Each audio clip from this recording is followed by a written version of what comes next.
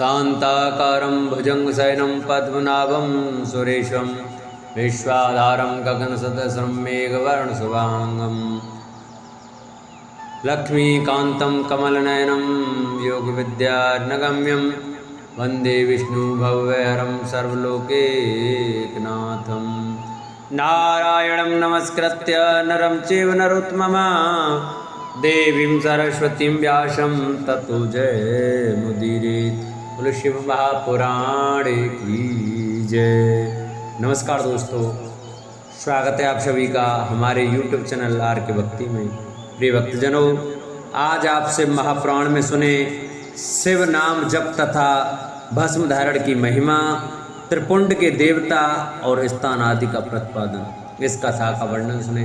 आइए भक्तों, कथा प्रारंभ करते हैं। ऋषि बोले, महाभाग व्यास शिष्य सूत जी, आपको नमस्कार है। अब आप उस परम उत्तम भस्म महात्म का ही वर्णन कीजिए। भस्म महात्म, रुद्राक्ष महात्म तथा उत्तम नाम महात्म, इन तीनों का परम प्रसन्नता पूर्वक प्रतिपादन कीजिए और हमारे हृदय को आनंद दीजिए।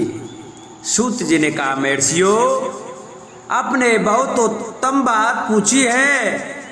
यह समस्त लोगों के लिए हितकारक विषय है। जो लोग भगवान शिव की उपासना करते हैं वे धन्य हैं, कृतार्थ हैं। उनका देह धारण सफल है तथा उनके समस्त कुल का उद्धार हो गया। जिनके मुख में भगवान शिव का नाम है, जो अपने मुख से सदा शिव और शिव इत्यादि नामों का उच्चारण करते रहते हैं, पाप उनका उसी तरह स्पर्श नहीं करते। जैसे खदिर वृक्ष के अंगार को छूने का साहस कोई भी प्राणी नहीं कर सकते। हे श्री शिव, आपको नमस्कार है। ऐसी बात जब मुंह से निकलती है तब वह मुख समस्त पापों का विनाश करने वाला पावन तीर्थ बन जाता है। जो मनुष्य प्रसन्नता पूर्वक उस मुख का दर्शन करता है, उसे निश्चय ही तीर्थ सेवन जनित फल प्राप्त होता है। ब्राह्मणों, शिव का नाम, विभूति, भस्म तथा रुद्राक्ष, ये तीनों त्रिवेणी के समान परम पुण्य में माने गए हैं। जहाँ ये तीनों शुभतर वस्तुएं सर्वदा रहती हैं, उनके दर्शन मात्र से मनुष्य त्रिवेणी स्नान का फल पा लेता है। भगवान शिव का नाम गंगा है, विभूति यमुना मानी गई हैं तथा रुद्राक्ष को सरस्वती कहा गया है।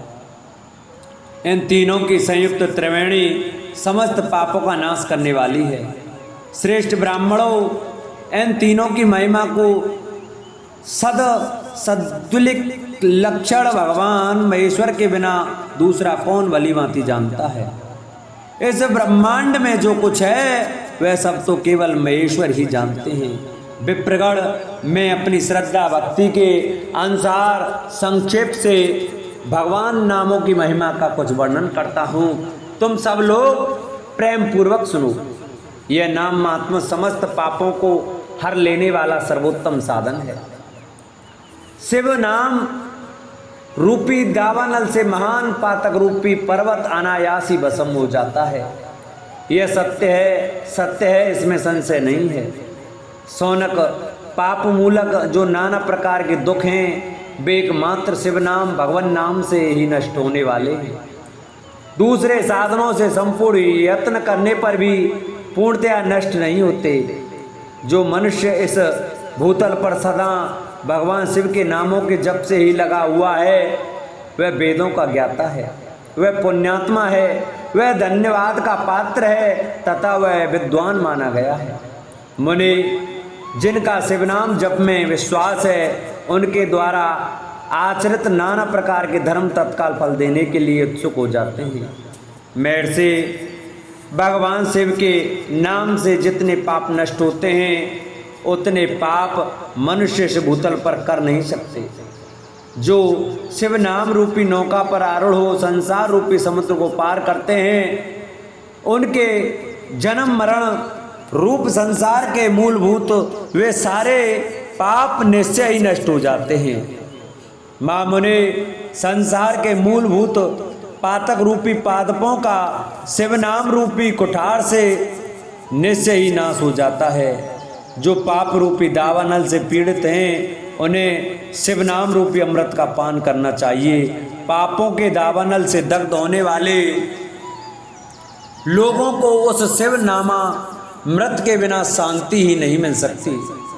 जो शिव नाम रूपी सुधा की वृष्टि जनित धारा में गोते लगा रहे हैं वे संसार रूपी दावानल के बीच में खड़े होने पर भी कदापि शोक के भागी नहीं होते।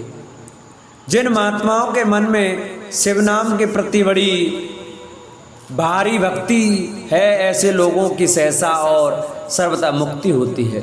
मुनीश्वर जिसने अनेक जन्मों तक तपस्या की है उसी की शिव नाम के प्रति भक्ति होती है। जो समस्त पापों का नाश करने वाली हैं, जिनके मन में भगवान शिव के नाम के प्रति कभी खंडित न होने वाली असाधारण भक्ति प्रकट हुई है, उसी के लिए मोक्ष सुलभ है। यह मेरा मत है। जो अनेक पाप करके भी भगवान शिव के नाम जप में आदर पूर्वक लग गया है वह समस्त पापों से मुक्त हो ही जाता है, इसमें संशय नहीं है। जैसे वन में दावानल से दग्ध हुए वृक्ष भस्म हो जाते हैं, उसी प्रकार शिव नाम रूपी दावानल से दग्ध होकर उस समय तक के सारे पाप भस्म हो जाते हैं। सौनक जिसके अंग नित्य भस्म लगाने से पवित्र हो गए हैं तथा जो शिव नाम जप का आदर करने लगा है वह घोर संसार सागर को भी पार कर ही लेता है। संपूर्ण वेदों का अवलोकन करके पूर्ववर्ती महर्षियों ने यही निश्चित किया है कि भगवान शिव के नाम का जप संसार सागर को पार करने के लिए सर्वोत्तम उपाय है। मुनीश्वरों, अधिक कहने से क्या लाभ? मैं शिव नाम के सर्व पापहारी महात्म का एक ही श्लोक में वर्णन करता हूँ। भगवान शंकर के एक नाम में ही पाप हरण की जितनी शक्ति है उतना पातक मनुष्य कभी कर ही नहीं सकता। मुने पूर्व काल में मापापी राजा इंद्रदुम्न ने शिव नाम के प्रभाव से ही उत्तम सदगति प्राप्त की थी। इसी तरह कोई ब्राह्मण युवती भी जो बहुत पाप कर चुकी थी शिव नाम के प्रभाव से ही उत्तम गति को प्राप्त हुई। द्विजवरो, इस प्रकार मैंने तुमसे भगवान नाम के उत्तम महात्म का वर्णन किया। अब तुम भस्म का महात्म सुनो जो समस्त पावन वस्तुओं को भी पावन करने वाला है। महर्षियों, भस्म संपूर्ण मंगलों को देने वाला तथा उत्तम है। उसके दो भेद बताए गए हैं, उन भेदों का मैं वर्णन करता हूँ, सावधान होकर सुनो। एक को महाभस्म जानना चाहिए और दूसरे को स्वल्प भस्म। महाभस्म के भी अनेक भेद हैं, वह 3 प्रकार का कहा गया है: स्रोत, स्मार्त और लौकिक। स्वल्प भस्म के भी बहुत से वेदों का वर्णन किया गया है। स्रोत तथा स्मार्त भस्म को केवल द्विजों के ही उपयोग में आने के योग्य कहा गया है। तीसरा जो लौकिक भस्म है वह अन्य सब लोगों के भी उपयोग में आ सकता है। श्रेष्ठ महर्षियों ने यह बताया है कि द्विजों को वैदिक मंत्रों के उच्चारण पूर्वक भस्म धारण करना चाहिए। दूसरे लोगों के लिए बिना मंत्र के ही केवल धारण करने का विधान है। जले हुए गोबर से प्रकट होने वाला भस्म आग्नेय कहलाता है।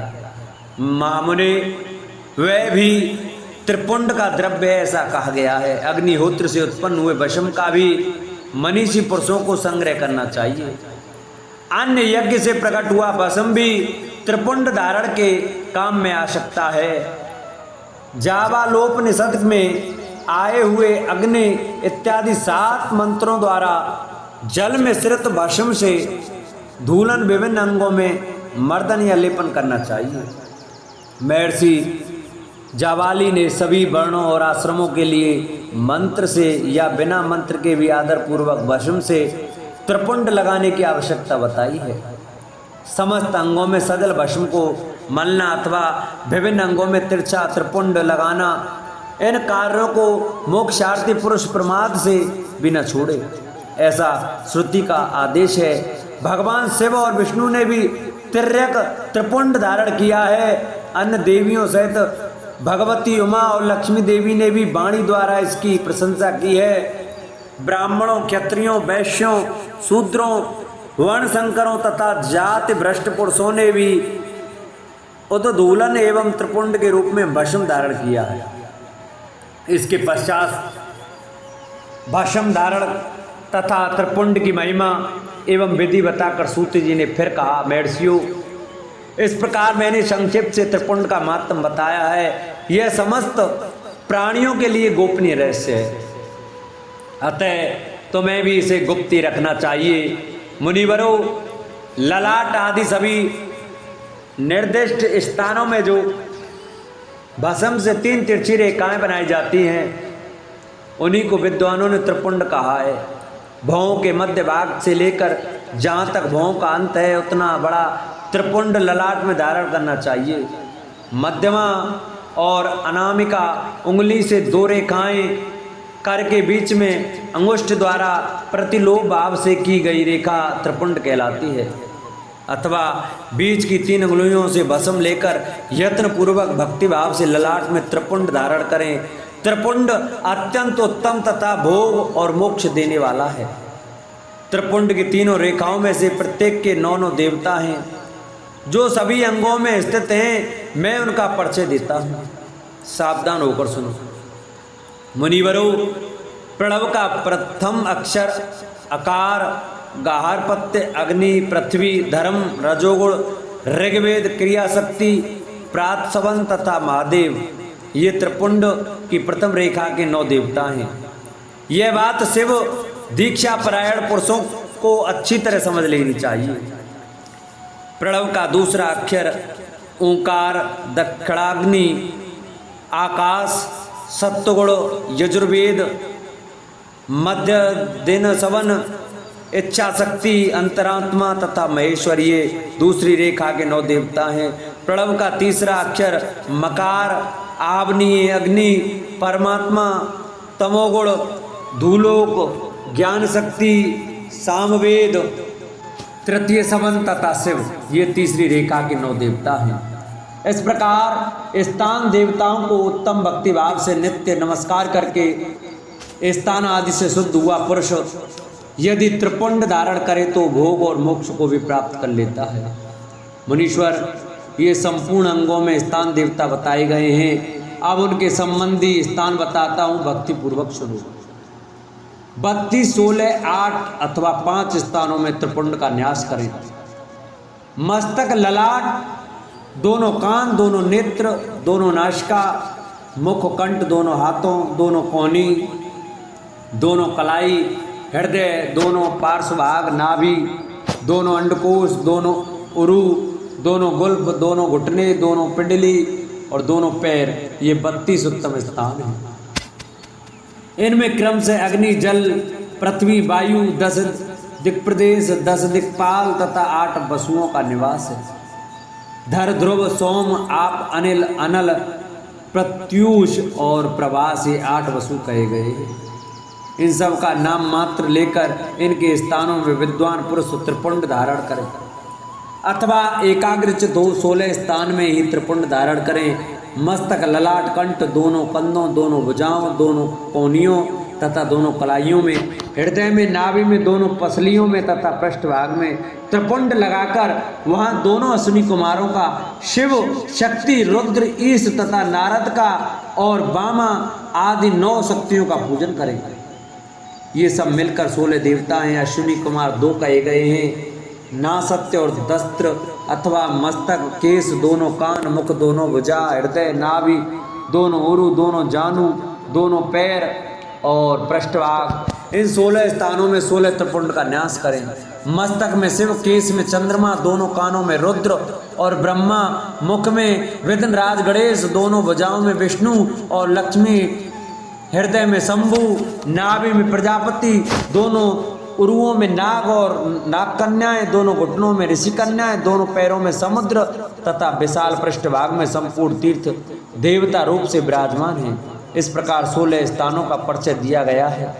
अब 8 स्थान बताए जाते हैं। गुहा स्थान, ललाट, परम उत्तम, कर्णयुगल, दोनों कंधे, हृदय और नाभि, ये 8 स्थान हैं। इनमें ब्रह्मा तथा सप्तऋषि ये 8 देवता बताए गए हैं। मुनीश्वरों, भस्म के स्थान को जानने वाले विद्वानों ने इस तरह 8 स्थानों का परिचय दिया है, अथवा मस्तक, दोनों भुजाएं, हृदय और नाभि, इन 5 स्थानों को भस्म वेत्ता पुरुषों ने भस्म धारण के योग्य बताया है।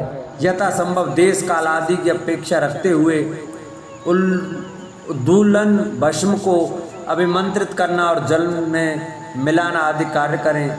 यदि उद्दूलन में भी असमर्थ हो तो त्रिपुंड आदि लगाएं। त्रिनेत्रधारी तीनों गुणों के आधार तथा तीनों देवताओं के जनक भगवान शिव का स्मरण करते हुए नमः शिवाय कहकर ललाट में त्रिपुंड लगाएं।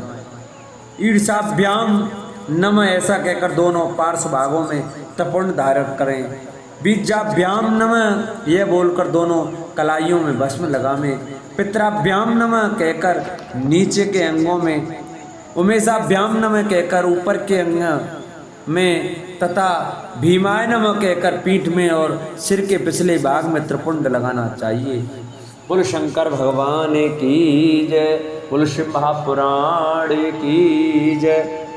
प्रिय भक्तजनों, आज की कथा का हम यही विश्राम करते हैं। कल की कथा में आपको रुद्राक्ष धारण की महिमा तथा उसके विविध भेदों का वर्णन यह कथा सुनाएंगे। तो सभी भक्तजन हमारी कथा को प्रतिदिन बड़े श्रद्धा भाव और प्रसन्न चित्तमन से सुने। जिन भक्तों ने अभी तक हमारे चैनल को सब्सक्राइब नहीं किया है वो हमारे शिव महापुराण की कथा और भी कथाएं सुनने के लिए हमारे चैनल को सब्सक्राइब करें। बगल में बेल आइकन का बटन अवश्य दबाएं, जिससे जो भी वीडियो हम अपलोड करें उसका नोटिफिकेशन आपके पास अवश्य पहुँचे और आप हमारी कथा श्रवण कर सकें। हमारी वीडियो को लाइक करें, चैनल को सब्सक्राइब करें और वीडियो को शेयर करें और कमेंट में ओम नमः शिवाय अवश्य लिखें। बोलो शिव महापुराण की जय, बोलो शंकर भगवान की जय।